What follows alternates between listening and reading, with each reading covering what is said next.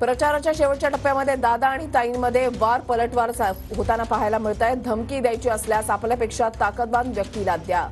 सुप्रिया सुळेंचं नाव न घेता अजित पवारांना हा टोला आहे। मी सारखाच दम दिला तर मला लोकांनी मला निवडून का दिलं असतं। विरोधकांकडून होणाऱ्या टीकेला अजित पवारांनी हे प्रत्युत्तर दिलंय। माझी लढाई इथल्या कोणाशी नाहीच आहे, माझी लढाईच्या दिल्लीच्या तख्ताच्या विरोधात। अरे लढने के लिए ड्रायव्हरला शिव्या घालायला जो आपल्यापेक्षा बिचारा गरीब आहे त्याला तुम्ही रागवला काय करेल, पापी पेट का सवाल आहे।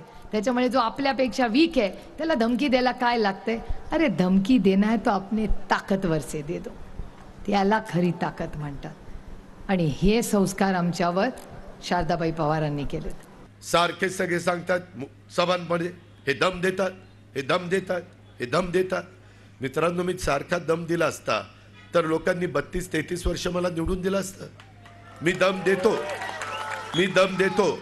मी कुठं दम देतो?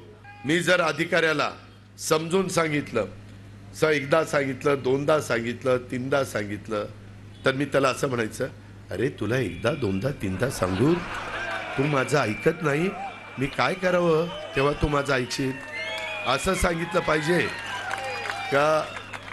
ऑफिसर, आम्ही एकदा दोनदा तीनदा सांगितलंय, आपल्याला काही कळत नाही का? जरा तुम्हाला ऐकायचंय का नाही ऐकायचंय? राहायचंय का गडचिरोलीला जायचंय?